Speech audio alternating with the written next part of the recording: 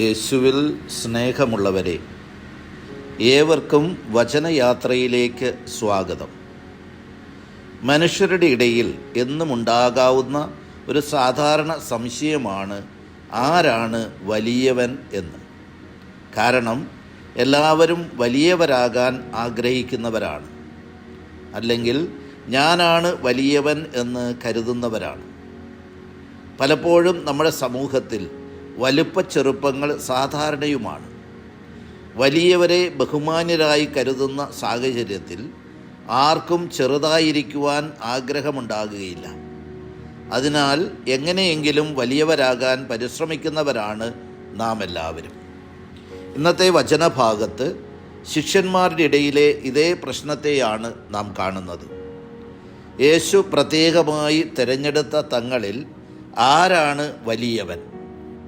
കാരണം സമൂഹത്തിലെ വിവിധ മേഖലകളിൽ നിന്ന് തിരഞ്ഞെടുക്കപ്പെട്ടവരാണ് ആ 12 പേരും. സമൂഹത്തിലെ എല്ലാ മേഖലകളിലും പെട്ടവർ തനിക്ക് പ്രിയപ്പെട്ടവരാണ് എന്ന് സൂചിപ്പിക്കുവാനാണ് യേശു പരിശ്രമിക്കുന്നത്.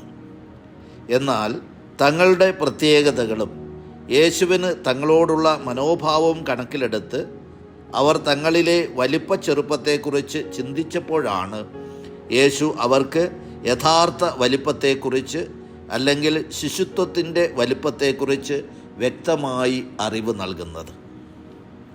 മാനുഷികമായി ചിന്തിച്ചപ്പോൾ അവർക്ക് ചിലർ വലിയവരായും മറ്റു ചിലർ ചെറിയവരായും തോന്നി. യേശു നേതാവായി തിരഞ്ഞെടുത്ത പത്രോസാണോ, യേശു അധികം സ്നേഹിച്ച യോഹന്നാനാണോ, അതോ പണസഞ്ചി ഏൽപ്പിച്ച യൂദാസാണോ?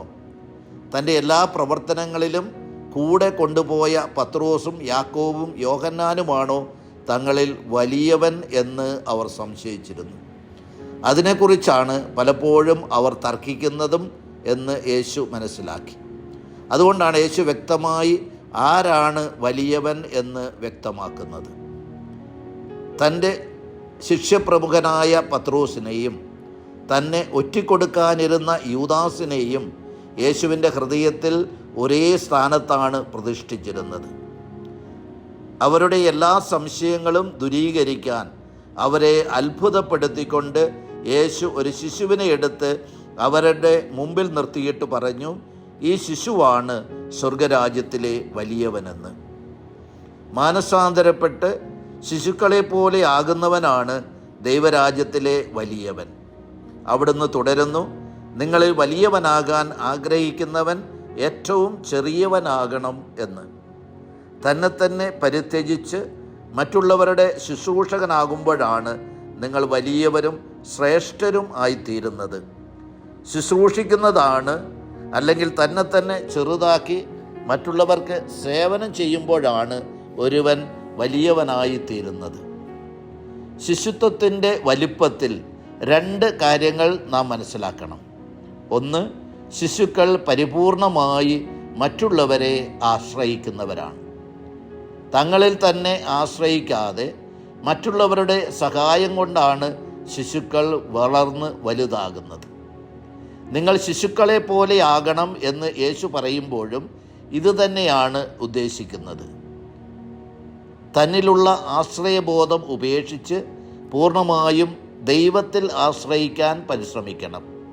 തൻ്റെ കഴിവുകളും മഹത്വങ്ങളുമെല്ലാം നിസ്സാരമാണ് എന്നും എല്ലാം നൽകുന്നവൻ ദൈവമാണ് എന്ന് കരുതുമ്പോൾ ഞാൻ വലിയവനായിത്തീരും. നിങ്ങളിൽ വലിയവനാകാൻ ആഗ്രഹിക്കുന്നവൻ ശുശ്രൂഷകനാകണം എന്ന് യേശു പറയുമ്പോഴും ഈ പരാശ്രയ ബോധത്തെയാണ് അവിടുന്ന് ആഗ്രഹിക്കുന്നത്. ശിശുക്കളുടെ 2ാമത്തെ പ്രത്യേകത അവർ നിഷ്കളങ്കരാണ് എന്നതാണ്. ആരോടും വിരോധം വെച്ചു പുലർത്താതെ എല്ലാവരെയും സ്വീകരിക്കുന്നവരാണ് അവർ. അവരിൽ ഒരിക്കലും കാപട്യത്തിൻ്റെ കണിക പോലും കാണാൻ സാധിക്കുകയില്ല. വഞ്ചനയോ സ്വാർത്ഥ ചിന്തകളോ അവരെ സ്വാധീനിക്കാറില്ല. എല്ലാവരോടും നിഷ്കളങ്കതയോടെ പുഞ്ചിരിക്കാൻ സാധിക്കുന്നവരാണ് അവർ.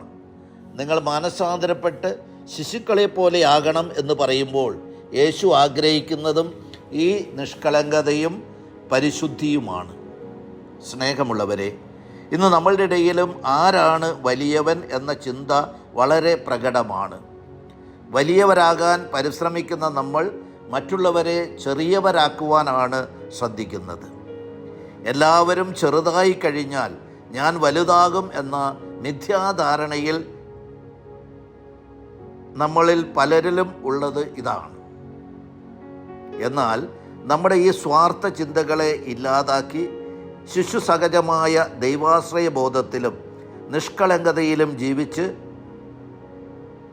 ശിശുക്കളെ പോലെ ചെറുപ്പത്തിൽ ജീവിക്കാൻ നമുക്ക് പരിശ്രമിക്കാം.